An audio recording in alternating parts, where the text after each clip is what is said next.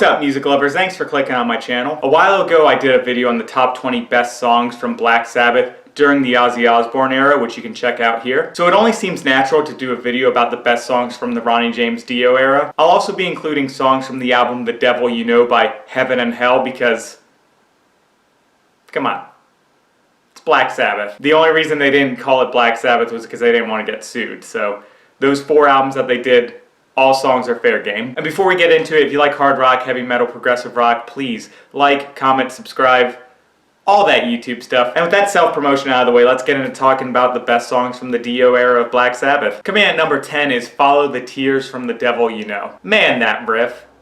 Count how many times I'm going to say that in this video because, yeah, Tony Iommi is the riff god. The organ sounds in the song complement the guitar really well, and the entire song has almost an industrial metal feel to it, except, you know, better. Vinny Appice does these great little snare fills during the verse, which continues the Black Sabbath tradition of always having really interesting drum beats and never just relying on a straight 4/4 backbeat. All in all, I think that Follow the Tears is a great song from a very overlooked album. Speaking of overlooked albums, coming in at number 9 is Computer God from Dehumanizer. This song has a fantastic drum intro that just slams into that main riff, and for as heavy as that main riff is, it's also really groovy. At times, Computer God has that same feeling that the early Black Sabbath albums had, where it's really heavy and chunky, but there's also a swing feel to it, which makes it stand out from the other Vinny Appice songs in a good way. Typically, Vinny Appice is a more straightforward but pounding drummer, while Bill Ward is a little bit more laid back, but also a bit smooth and has a bit more of a swing to it. And the song Computer God kind of mixes those two styles really well. Dio is also absolutely singing his ass off in this song, especially in the chorus. There's another side of heaven. Except, you know, not terrible like I just was. I love the lyrics dealing with the idea that technology is a threat just because it's in the hands of humans that do not yet know its full scope or the implications of its power. I say, as I'm making a video for YouTube. The slow, clean middle section is really beautiful and kind of reminds me a bit of Die Young. And then you get into that fast guitar solo where we get some of Tony Iommi's craziest playing. Coming in at number 8 is Adam and Evil from The Devil You Know. Another banging drum intro that seamlessly leads into a massive Tony Iommi riff, and Dio's vocal harmonies in the verse give it such a haunting feel. The lyrics also contribute to the haunting atmosphere. While not as bleak as some of the lyrics on Dehumanizer or Strange Highways, they're still pretty heavy and sinister in their own right. While probably my least favorite album that this lineup of the band put out, The Devil You Know is still a fantastic album from beginning to end and has a lot of really great heavy material on it. And Adam and Evil was a really good song to kick off that album with. Speaking of which, coming in at number 7 is Neon Nights from Heaven and Hell. The first song from the first album with Dio fronting the band, and man is it good. It doesn't waste a second and just goes straight into that chugging riff and Dio crying out. Also, the lyrics say crying out. That wasn't meant to be a pun. The word fast isn't usually a word that comes to mind when thinking about Black Sabbath, but whenever they do have a song that's a bit more up-tempo, it really stands out in a good way. Geezer Butler has all these amazing, subtle little bass fills during the verse, and as much as I love Vinny Appice, Bill Ward will always be the Black Sabbath drummer for me. All his drumming just seems so effortless and smooth and really inventive, and man, is he super talented. Neon Nights is the perfect start to the new era of Black Sabbath, and it's only this low on the list because, I don't know if you know this, but this era of the band had a lot of really good songs. Coming at number 6 is Heaven and Hell from Heaven and Hell. How in the name of Heaven and Hell could this song not be on the list? It's absolutely perfect, and every single second of this song is just an example of why heavy metal is the greatest genre of music ever. Period. This also might be Ronnie James Dio's best vocal performance, which is saying something. Martin Birch made him sing those first couple lines of the song about 150,000 times until he was on the verge of insanity. And the fact that Ronnie James Dio had such a hard time recording the intro to this song was a story that Martin Birch told Bruce Dickinson while they were recording The Number of the Beast to get him to understand, like, yeah, if you want to make something really great, it's going to be very frustrating. But all that hard work paid off because, as I said, this might be Ronnie James Dio's best performance, and the guy was a vocal god, so I love the bass, the drums, the little guitar fills in the verse, the acoustic outro. Heaven and Hell is a song that still holds up even after you've heard it about 100,000 times. Coming at number 5 is Country Girl from Mob Rules. Did I seriously put this song ahead of Heaven and Hell? Yeah.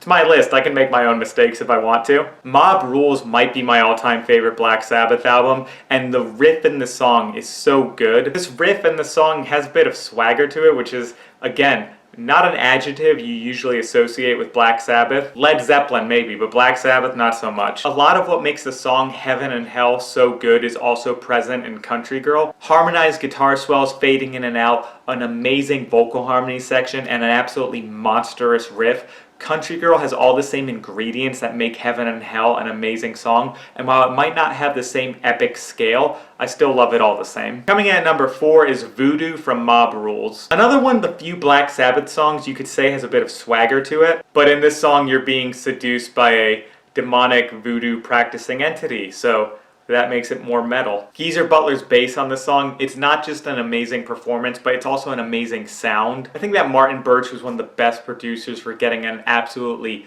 mind-blowingly good bass sound. The 2 albums he did with Black Sabbath and then all the albums he did with Iron Maiden are perfect examples of that. The tone is so round and full, but also has a bit of weight behind it, which really helps the entire song and the entire band feel like there's a bit more lift and oomph behind their playing. Yeah, oomph. That's a technical term. Voodoo is just one of those overlooked Black Sabbath songs that I think that once you hear it, you're like, oh my god, I love this. This is so good. Coming in at number 3 is The Mob Rules from Mob Rules. The words "oh come on" have never sounded as badass as they do as when Ronnie James Dio is just belting them out for the intro of this song. I was like, oh come on, punch the person next to you. Oh come on, start a riot. Or oh come on, you're about to hear one of the best metal songs in the history of metal. Another fast Black Sabbath song that just completely slaps from beginning to end and has a really cool extended guitar solo section, which, I mean, I may be biased to, but you know, if it's good soloing, I'm gonna love it. I also really love these lyrics. They're pretty reminiscent of some of Geezer Butler's early lyrics on songs like War Pigs or Hand of Doom. I especially love the line, "Play with fire, you'll burn your fingers and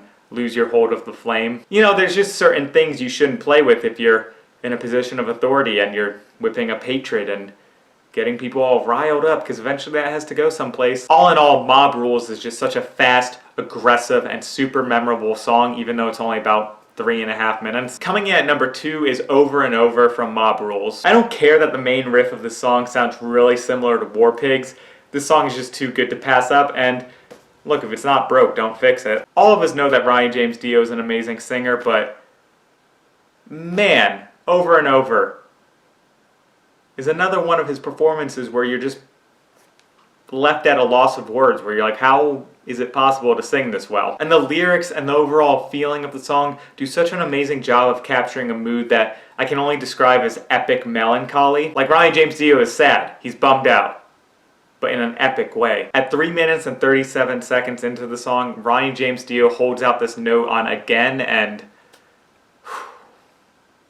just one of the greatest things human beings have ever achieved. Mob Rules might be my favorite Black Sabbath album. I think it's really underappreciated. And before I talk about what my number 1 pick is, I just want to have some honorable mentions, and yeah, pretty much all of them. There were a lot of songs on Dehumanizer that just almost made it into the top 10, but I was like, I don't know, I gotta go with the early albums because those are my favorites. Sign of the Southern Cross, Falling Off the Edge of the World, Buried Alive, Lady Evil, Children of the Sea, and Walk Away are a couple other songs that were just like that close to getting on. But in my opinion, the greatest song that Black Sabbath ever put out when Ronnie James Dio was fronting the band is, coming in at number 1 is Lonely Is the World from Heaven and Hell. My reaction every time I hear the start of this song is something akin to,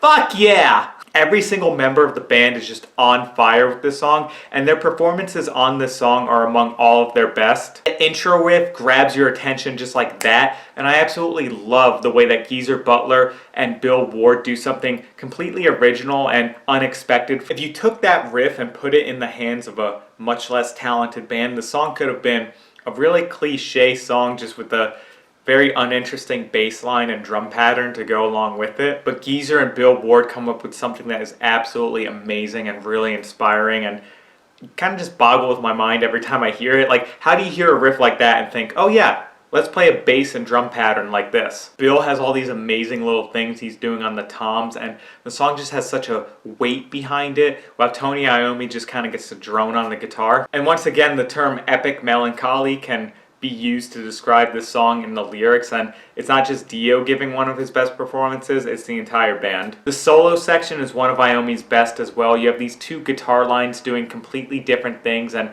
playing while the other is resting until they come together for those harmonies, and it is just unbelievable. Then to top it all off, you have the keyboards coming in as the song fades out, and for those reasons, that's why Lonely Is the World is the quintessential Black Sabbath song when Dio is in the band. I think it's among one of their best and an easy pick for number one. So there you go. Those are the top 10 best songs from Black Sabbath while Ronnie James Dio was singing in the band, at least in my opinion, at this particular moment in time. But enough about what I think. What are your favorite songs from this era in the band, and what are some songs that I left off the list that you think should have been on them? Let me know in the comments below. I'd love to hear your thoughts. By the way, if you like Black Sabbath, you also might like my instrumental song Waking Giant. There's a link down below if you want to check that out. And if you enjoyed this video, please don't forget to like, comment, subscribe, all that YouTube stuff. As always, thank you so much for watching, and I hope to see you at the next video.